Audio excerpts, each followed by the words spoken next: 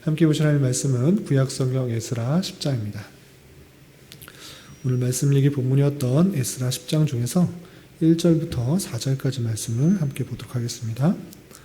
구약성경 에스라 10장 1절부터 4절까지 말씀, 구약성경 724쪽 전후를 보시면 되겠습니다.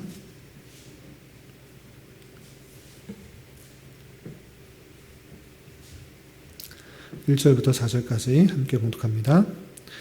에스라가 하나님의 성전 앞에 엎드려 울며 기도하여 죄를 자복할 때에 많은 백성이 크게 통곡하며 이스라엘 중에서 백성의 남녀와 어린 아이의 큰 무리가 그 앞에 모인지라. 엘람 자손 중 여히엘의 아들 스가냐가 에스라에게 이르되 우리가 우리 하나님께 범죄하여 이 땅 이방 여자를 맞이하여 아내로 삼았으나 이스라엘에게 아직도 소망이 있나니 곧 내 주의 교훈을 따르며 우리 하나님의 명령을 떨며 준행하는 자의 가르침을 따라 이 모든 아내와 그들의 소생을 다 내보내기로 우리 하나님과 언약을 세우고 율법대로 행할 것이라.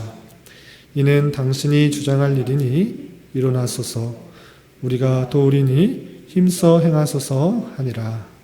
아멘. 네, 감사합니다. 오늘 말씀 읽기 본문은 에스라 10장입니다. 에스라 10장 마지막 장인데 에스라를 크게 두 부분으로 나누면 1장부터 6장까지는 바벨론에서 1차 포로에서 성전을 재건할 때 있었던 일이고, 또 6장부터 마지막 10장까지 오늘 말씀 본문까지는 2차 포로에서 되돌아와서 그 영적인 회개를 하는, 영적인 재건을 하는 그런 장면이 나옵니다. 그 마지막 부분, 두 번째 이야기에서 나오는 그 10장에서 우리가 생각해야 될 것이 무엇인지를 오늘 말씀을 기준으로 해서 좀 생각해 보는 시간을 갖도록 하겠습니다. 우선 문맥을 좀 살펴보면 7장부터 8장까지는 바사왕 아닥사스다 때에 그에게 아주 신임을 받던 한 학자가, 한 신하가 있었습니다. 어떤 것을 구하든지 무엇을 구하든지 다 줄만한 그런 한 신하가 있었는데 그 신하의 이름은 에스라였습니다.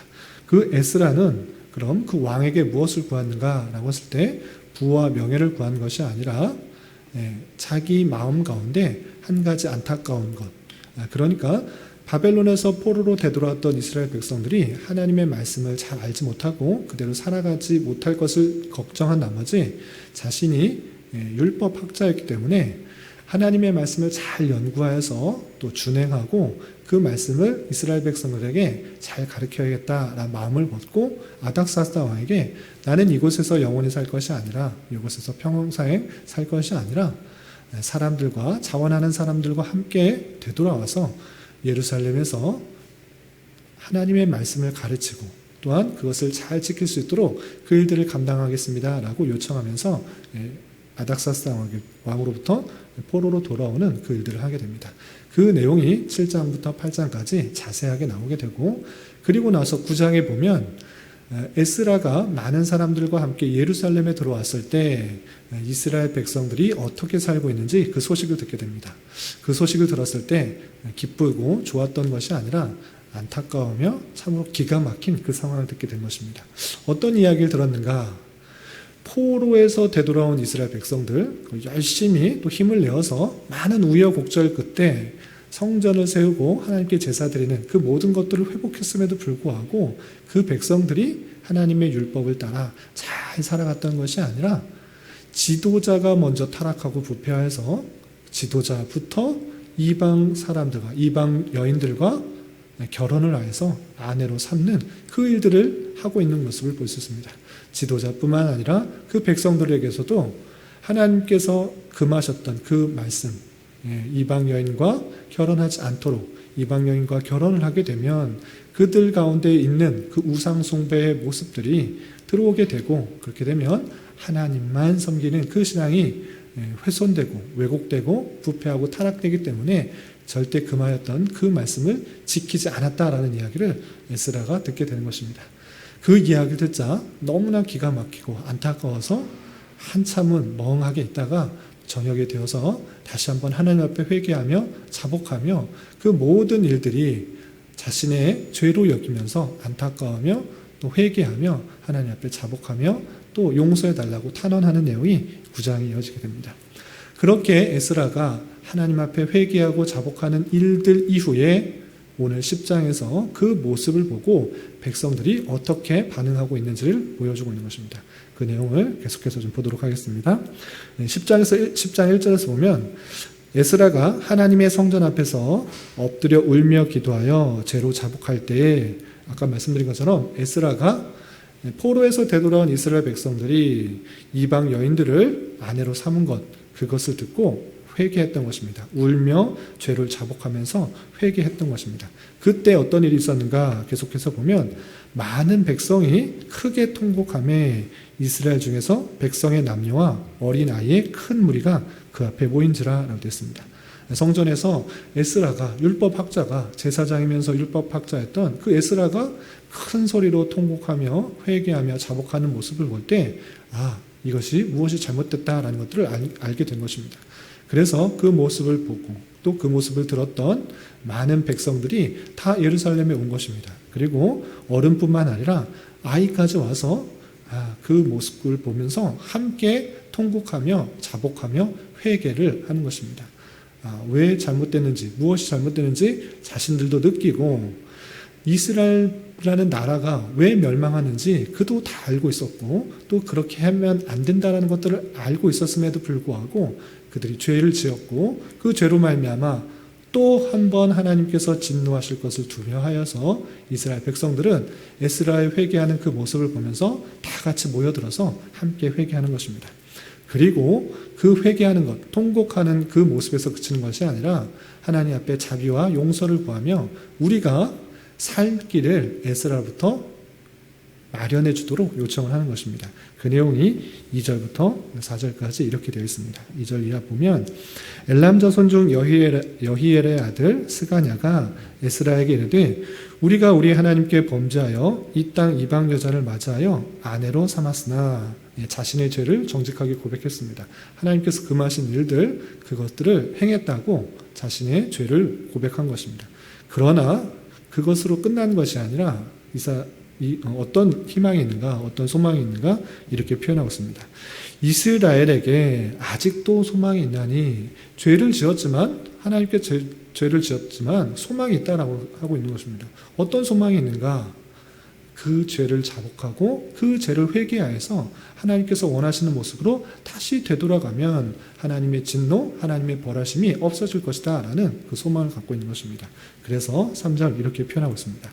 3절 보면 곧 내 주의 교훈을 따르며 우리 하나님의 명령을 떨며 준행하는 자의 가르침을 따라 이 모든 아내와 그들의 소생을 다 내보내기로 우리 하나님과 언약을 세우고 율법대로 행할 것이라 는 것입니다. 잘못을 했지만 이방 여인을 아내로 삼은 것 잘못했지만 이제 에스라 앞에서 그것을 언약을 세워서 다시 다 돌려보내겠다. 우리가 잘못했지만 그 잘못들을 깨달았기 때문에 회개하는 마음으로 이방 여인들을 다 다시 돌려보내겠다. 그리고 율법대로 잘 살겠다라고 하는 것입니다. 그렇게 회개하고 돌이킬 때 하나님께서 그 진노를 멈추시고 또 살게 하실 것이다 라는 그 소망을 가지고 에스라에게 요청을 하는 것입니다. 그래서 그 에스라에게 그 모든 언약을 세우고 우리의 잘못들을 용서해 줄 수 있도록 간구하는 내용이 4절에 이렇게 표현되어 있는 것입니다. 4절 보면 이는 당신이 주장할 일이니 일어나소서 우리가 도우리니 힘써 행하소서 하니라 라고 하면서 하나님 앞에 나아갈 수 없는 죄인이지만 에스라를 통하여서 언약을 세우고 또 하나님의 율법대로 다시 회개할 것들을 약속할 것이니 에스라여 다시 한번 당신이 앞장서서 우리의 언약을 다시 하나님께 세워주도록 요청을 하는 것입니다. 그 요청을 듣고 에스라가 그 백성들의 요청들에 따라서 정말 모든 백성들을 다 모이게 해서 하나님의 말씀대로 살 것, 그리고 이방 여인들을 취하였던 그 모든 것들을 회개하면서 다시 되돌아보낼 수 있도록 약조하는 장면이 5절부터 17절까지 쭉 나오게 됩니다. 그래서 많은 사람들이 3일 안에 다 그 모든 백성들이 와서 예루살렘에서 약조를 하고 또 그 사람들을 다 파악해서 누가 여인들과 결혼했는지를 파악하고 그 여인들이 다시 되돌려 오는지를 확인하고 점검하여서 그 약속대로 지켜서 하나님의 진노를 피하고 율법대로 살게 하겠다라는 회개의 내용들이 나오는 것입니다. 그리고 마지막에 18절부터 44절까지는 실제 이스라엘 백성들이 이방 여인을 아내로 취한 사람의 명단이 쭉 나오게 됩니다. 제사장들 중에서 이방 여인을 취한 사람은 누구의 자손 누구다. 누구의 자손 누구다. 그리고 레위 사람 중에서 이방 여인을 취한 사람은 누구의 자손 누구다.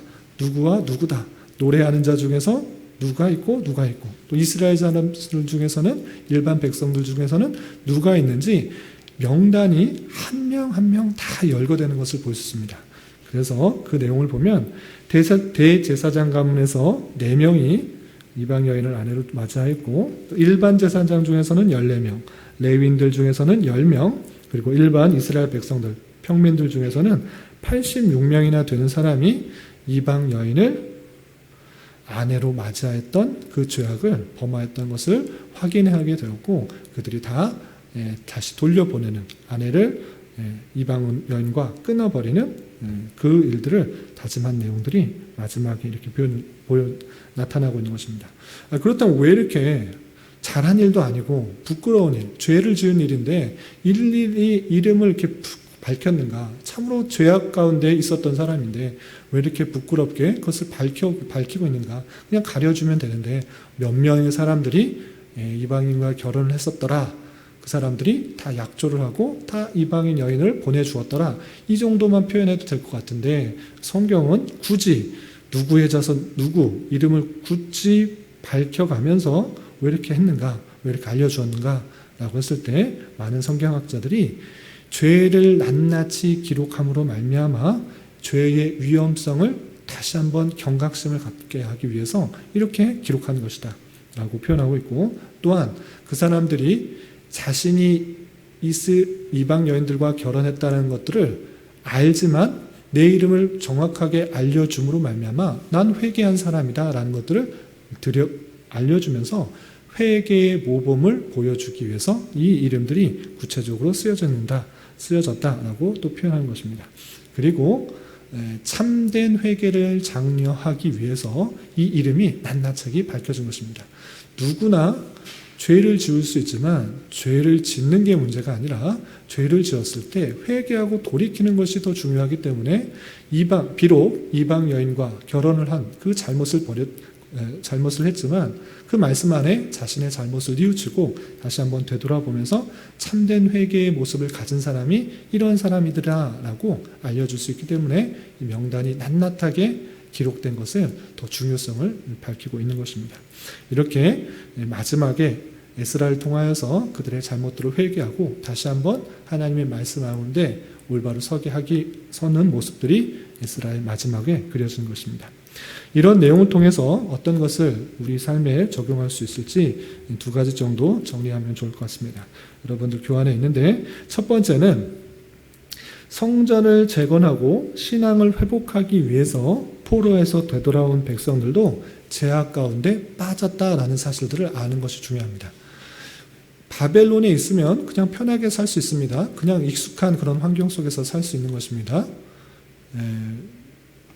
그곳에서 50년, 짧게는 50년, 길게는 70년까지 산 그 이스라엘 백성들이 있습니다. 그렇다는 것은 좋으나 싫으나 그 환경에 너무나 익숙한 것입니다. 그런데 그 환경을 다 버리고 아무것도 없는 폐허가 돼버린 예루살렘에 되돌아와서 집도 지어야 되고 성전도 지어야 되고 밭도 일궈야 되고 또 양들도 키워야 되고 모든 것을 새롭게 시작해야 한다는 것은 아주 큰 위험이고 모험이고 어려움들이 있는 것입니다. 그 어려움에도 불구하고 1차 포로에서 5만 명이 되돌아오고 그렇게 되돌아왔다라는 것은 하나님의 신앙을 회복하는 것이 제일 중요하다. 하나님의 성전을 다시 짓는 것이 제일 중요하다. 하나님과의 관계 회복하는 것이 제일 중요하다. 하나님의 백성이 다시 서는 것이 제일 중요하다고 생각하는 그 5만 명이 되는 사람이 돌아온 것입니다. 그렇게 굳은 결심을 하고 또 성전을 짓는데 최선을 다했던 그 사람들조차 시간이 흐르면 흐를수록 그 부패성 때문에, 타락 때문에 그 마음속에 하고자 하는 그 죄된 본성이 드러나는 것입니다. 그래서 이방 여인들의 아름다움을 보고 또 내가 보기에 합당하게 하나님의 말씀이 기준이 된 것이 아니라 내 판단에, 내 기준에 그냥 합당하게 살아가는 그 죄악 가운데 모습이 드러나는 것입니다. 그때 당시에 그 사람들만 잘못된 것이 아니라 이 땅에 있는 모든 백성이 하나님 말씀에 붙들려 그 말씀대로 살아가려고 다짐하고 노력하지 않으면 그 부패성 가운데 누구나 죄를 지을 수 있다라는 그 연약한 인생, 타락한 인생의 모습을 보여주고 있는 것입니다. 그럼에도 불구하고 모든 사람이 죄를 지을 수 있으나 우리도 죄를 지을 수 있으나 우리가 하나님의 택하신 백성이지만 여러 가지 것들로 인해서 죄를 지을 수 있으나 중요한 것은 그 죄악들이 지적되었을 때, 죄악들을 발견했을 때 하나님 앞에 회개하고 하나님 앞에 철저하게 자복하고 나아가는 것이 중요한 것입니다. 하나님을 믿으면 죄를 짓지 않는 사람이 되는 것이 아니라 죄를 지을 수도 있지만 그 죄가 발견되고 하나님의 말씀에 비추어서 내가 잘못됐다는 것들을 깨달았을 때 돌이키는 것, 그것이 아주 중요하다는 것입니다. 그래서 내가 죄 없는 사람으로 살아갈 수는 없지만 죄를 짓는 인생으로서 살아가지만 그 죄악들을 하나님의 말씀에 비추어서 깨닫게 되었을 때 철저하게 회개하는 것, 그것이 중요하다는 사실을 잊지 말아야 될 것입니다. 우리 자신이 완전하다 생각하는 것이 아니라 늘 부패하고 타락하고 죄밖에 짓지 않는 그런 인생임을 기억하며 내 죄악이 발견되었을 때 날마다 회개하고 또 회개하는 그런 삶이 되어야 될 것입니다. 우리 하루의 삶을 되돌아보면서 얼마나 하나님 말씀대로 살아갔습니까? 정말 눈에 보이는 형제를 사랑하고 또 어렵고 힘든 사람들을 위해서 기도하고 애를 쓰고 나아갔습니까? 그러지 못하고 여전히 나의 욕심과 나의 즐거움과 나의 만족, 세상적인 즐거움 가운데 살아가진 않고 있습니까? 그런 연약한 인생이 우리의 모습인 줄 알아. 날마다 순간순간마다 하나님 말씀에 비춰보면서 내 자신의 연약함을 회개하며 하나님의 말씀대로 살아가기에 힘쓰는 자가 되어야 될 것입니다. 그리고 내 죄악들이 말씀에 비추어서 발견되었을 때 철저히 회개함으로 다시 그 죄를 반복하지 않을 수 있도록 날마다 더욱더 힘써야 될 것입니다. 이렇게 더욱더 회개하는 삶을 살기에 힘쓰는 우리가 되기를 부탁을 드립니다. 또 한 가지는 에스라의 모습을 참 주목해 보면 좋을 것 같습니다. 그리고 또 에스라가 했을 때 그 예루살렘에 와서 회개했던 그 백성들, 그 아이까지 와서 회개했던 그 모습을 살펴보면 좋겠습니다. 에스라가 돌아와서 들었던 얘기가 무엇입니까? 지도자들뿐만 아니라 백성들이 이방 여인들로 아내를 취하여 결혼하였다 이 이야기를 듣고 그가 먼저 회개했습니다. 에스라는 무슨 잘못이 있었습니까? 아무 잘못 없습니다. 이방인과 결혼한 것도 아니고 그냥 와서 율법을 가르쳐 주면 되는 것이었습니다. 그런데 에스라는 마치 그것이 내 죄이냐 하나님 앞에 자복하며 회개하며 탄식하는 그 모습을 볼 수 있었습니다. 그리고 그 탄식하는 회개하는 모습을 통해서 그 모습을 보고 예루살렘에 많은 백성들이 왔습니다. 남녀와 어린아이의 큰 무리가 그 앞에 모였다라고 그랬습니다. 그래서 저는 처음에 이 이야기를 듣고 포로에서 되돌아온 5만 명이나 되는 그런 사람 중에 한 절반 정도, 절반은 안 돼도 한 4분의 1 정도는 그렇게 이방 여인들과 결혼하는 부패와 타락 가운데 있어서 그 사람들이 다 와서 회개했구나라고 생각했습니다. 그런데 실제 그 명단을 조사해 보니 100여 명 정도 되는 사람이 이방인과 결혼했던 것입니다.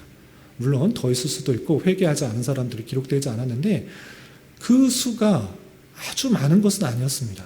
그럼에도 불구하고 에스라는 그 죄를 보고 자신의 죄인 것 마냥 안타까우며 회개하며 자복했고 또 그 모습을 보고 남녀와 아이까지 와가지고 함께 회개하며 자신의 죄를 고백했던 것을 볼 수 있습니다.